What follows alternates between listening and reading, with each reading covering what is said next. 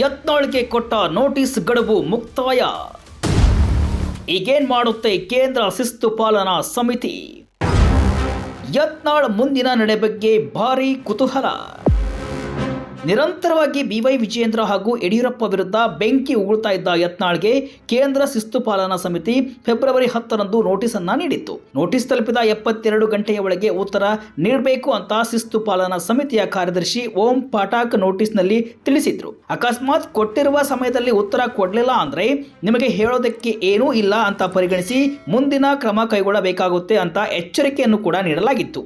ಇದೀಗ ಯತ್ನಾಳ್ಗೆ ನೀಡಿದ್ದ ನೋಟಿಸ್ ಗಡುವು ಮುಕ್ತಾಯವಾಗಿದೆ. ಈ ಹಿನ್ನೆಲೆಯಲ್ಲಿ ಯತ್ನಾಳ್ ಹಾಗೂ ಬಿಜೆಪಿ ಕೇಂದ್ರ ಶಿಸ್ತು ಪಾಲನಾ ಸಮಿತಿಯ ಮುಂದಿನ ನಡೆ ಬಗ್ಗೆ ಭಾರೀ ಕುತೂಹಲ ಎದ್ದಿದೆ. ಯತ್ನಾಳ್ ವಿರುದ್ಧ ಯಾವ ಕ್ರಮ ಕೈಗೊಳ್ಳಬಹುದು ಎಂಬ ಪ್ರಶ್ನೆ ಶುರುವಾಗಿದೆ. ನೋಟಿಸ್ಗೂ ಸೆಡ್ಡು ಹೊಡೆದಿದ್ದ ಯತ್ನಾಳ್. ಹೌದು, ಪಕ್ಷದ ವರಿಷ್ಠರು ನನಗೆ ಯಾವುದೇ ನೋಟಿಸ್ ನೀಡಿಲ್ಲ, ಒಂದೊಮ್ಮೆ ನೋಟಿಸ್ ನೀಡಿದ್ರೂ ಉತ್ತರ ಕೊಡುವುದಿಲ್ಲ ಅಂತ ಬುಧವಾರ ಹೇಳಿದ ಯತ್ನಾಳ್ ಸೆಡ್ಡು ಹೊಡೆಯುವ ಪ್ರಯತ್ನವನ್ನ ಮಾಡಿದ್ರು.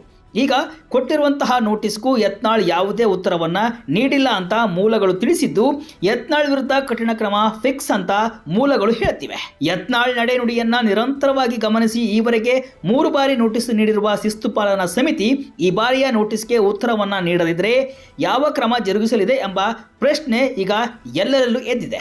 ಪಕ್ಷದ ವಲಯದಲ್ಲೂ ಕೂಡ ಈ ಬಗ್ಗೆ ಚರ್ಚೆ ನಡೀತಾ ಇದೆ. ಇದಕ್ಕೂ ಮುಂಚೆ ಅನೇಕ ಬಾರಿ ನೋಟಿಸ್ ನೀಡಿದ್ರೂ ಕೂಡ ಯತ್ನಾಳ್ ಯಾವುದಕ್ಕೂ ಬಗ್ಗಿದ್ದಿಲ್ಲ. ಹೈಕಮಾಂಡ್ ಕೂಡ ಮೌನ ವಹಿಸಿದ್ದನ್ನೇ ಲಾಭ ಮಾಡಿಕೊಂಡ ಯತ್ನಾಳ್ ನಿರಂತರವಾಗಿ ವಿಜಯೇಂದ್ರ ವಿರುದ್ಧ ಟೀಕೆಯನ್ನ ಮಾಡ್ತಾನೆ ಬಂದ್ರು.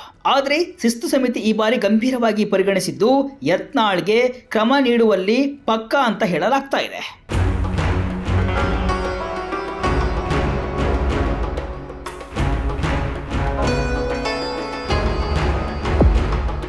ಸಣ್ಣ ಪುಟ್ಟ ಕಾರಣಗಳಿಗೆ ಶಿಸ್ತು ಉಲ್ಲಂಘನೆ ಆರೋಪದಡಿ ಕೇಂದ್ರ ಶಿಸ್ತು ಪಾಲನಾ ಸಮಿತಿ ನೋಟಿಸ್ ಅನ್ನ ನೀಡುವುದಿಲ್ಲ. ಗಂಭೀರ ಸ್ವರೂಪದ ಶಿಸ್ತು ಉಲ್ಲಂಘನೆಯ ಆರೋಪ ಬಲವಾಗಿ ಕೇಳಿ ಬಂದಾಗಷ್ಟೇ ನೋಟಿಸ್ ನೀಡಿ ಸಮಜಾಯಿಷಿಯನ್ನ ಪಡೆಯುತ್ತೆ. ಅದರಂತೆ ಯತ್ನಾಳ್ ಈವರೆಗೆ 3 ಬಾರಿ ನೋಟಿಸ್ ನೀಡಲಾಗಿದ್ದು ಅವರು ನಿರಂತರವಾಗಿ ಶಿಸ್ತು ಉಲ್ಲಂಘಿಸಿರುವುದಕ್ಕೆ ಇದು ಸಾಕ್ಷ್ಯ ಎಂಬಂತೆ ಇದೆ. ಯತ್ನಾಳ್ ವಿರುದ್ಧ ನಾನಾ ಕ್ರಮಕ್ಕೆ ಅವಕಾಶ. ಉತ್ತರ ನೀಡದ ಯತ್ನಾಳ್ಗೆ ಅಮಾನತು ಶಿಕ್ಷೆ. ಶಿಸ್ತು ಉಲ್ಲಂಘನೆ ನೀಡಲಾಗುವ ನೋಟಿಸ್ಗೆ ಉತ್ತರ ನೀಡದಿದ್ರೆ ಮತ್ತೊಮ್ಮೆ ನೋಟಿಸ್ ನೀಡಿ ಉತ್ತರಿಸುವಂತೆ ತಾಕೀತು ನೀಡುವ ಸಾಧ್ಯತೆ ಇರುತ್ತೆ. ಕಳೆದ ಫೆಬ್ರವರಿ 10ರಂದು ಯತ್ನಾಳ್ ಜೊತೆಗೆ ಅನ್ಯ ರಾಜ್ಯಗಳ 2 ನಾಯಕರಿಗೂ ಶಿಸ್ತು ಪಾಲನಾ ಸಮಿತಿ ನೋಟಿಸ್ ಅನ್ನ ನೀಡಿದ್ದು 3 ನೋಟಿಸ್ ಸಂಬಂಧ ಸಮಿತಿಯು ಒಂದೇ ಬಾರಿಗೆ ಕ್ರಮ ಜರುಗಿಸುವ ಸಾಧ್ಯತೆ ಇದೆ. ಶೋಕಾಸ್ ನೋಟಿಸ್ಗೆ ಉತ್ತರ ನೀಡದಿರುವುದನ್ನು ಸಮಿತಿ ಗಂಭೀರವಾಗಿ ಪರಿಗಣಿಸಿ ಕನಿಷ್ಠ 3 ತಿಂಗಳಿಂದ ಗರಿಷ್ಠ 6 ವರ್ಷದವರೆಗೆ ಅಮಾನತುಪಡಿಸುವುದು, 1 ಚುನಾವಣೆವರೆಗೆ ಅಮಾನತು ಶಿಕ್ಷೆ ವಿಧಿಸುವ ಆಯ್ಕೆಯೂ ಇರುತ್ತೆ. ಉಚ್ಚಾಟನೆ ಮಾಡಿದರೆ ಅವರು ಸಂಪೂರ್ಣ ಸ್ವತಂತ್ರರಾಗಲಿರುವ ಹಿನ್ನೆಲೆಯಲ್ಲಿ ಅಮಾನತು ಶಿಕ್ಷೆ ನೀಡುವ ಸಂಭವ ಹೆಚ್ಚು ಅಂತ ಹೇಳಲಾಗ್ತಾ ಇದೆ. ಯತ್ನಾಳ್ ವಿರುದ್ಧ ಕಠಿಣ ಕ್ರಮ ಜರುಗಿಸಿದ್ರೂ ಕಷ್ಟ.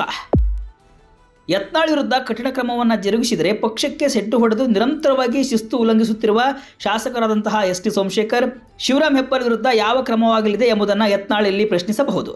ಒಟ್ಟಾರೆ ನೋಟಿಸ್ಗೆ ಯತ್ನಾಳ್ ಉತ್ತರವನ್ನ ನೀಡುವವರೇ, ಕಾಲಾವಕಾಶವನ್ನ ಕೋರುವವರೇ ಅಥವಾ ಉತ್ತರ ನೀಡದೆ ಸುಮ್ಮನಾಗುವವರೇ ಎಂಬುದರ ಮೇಲೆ ಅವರ ವಿರುದ್ಧದ ಕ್ರಮದ ಬಗ್ಗೆ ನಿರ್ಧಾರವಾಗಲಿದೆ ಅಂತ ಹೇಳಲಾಗ್ತಾ ಇದೆ.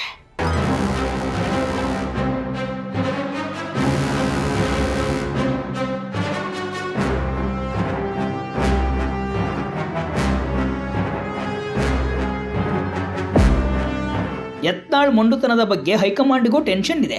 ಪಕ್ಷದೊಳಗೆ ಇದ್ದುಕೊಂಡೇ ವಿಜಯೇಂದ್ರ ವಿರುದ್ಧ ಆರೋಪ ಮಾಡುತ್ತಿರುವ ಯತ್ನಾಳ್ ಒಂದು ವೇಳೆ ಕ್ರಮ ಆದರೆ ಇನ್ನಷ್ಟು ಸಿಡಿದೇಳುವ ಚಾನ್ಸಸ್ ಹೆಚ್ಚಿದೆ. ಹೀಗಾಗಿ ಬೆಣ್ಣೆಯಲ್ಲಿ ಕೂದಲು ತೆಗೆಯುವ ರೀತಿ ಸಮಸ್ಯೆ ಬಗೆಹರಿಸುವ ಅನಿವಾರ್ಯತೆಯೂ ಇದೆ. ಇದನ್ನು ಹೇಗೆ ಬಗೆಹರಿಸುತ್ತೆ, ಯತ್ನಾಳ್ಗೆ ಏನು ಕ್ರಮ ಆಗುತ್ತೆ ಅನ್ನೋದೇ ಸದ್ಯದ ಕುತೂಹಲ.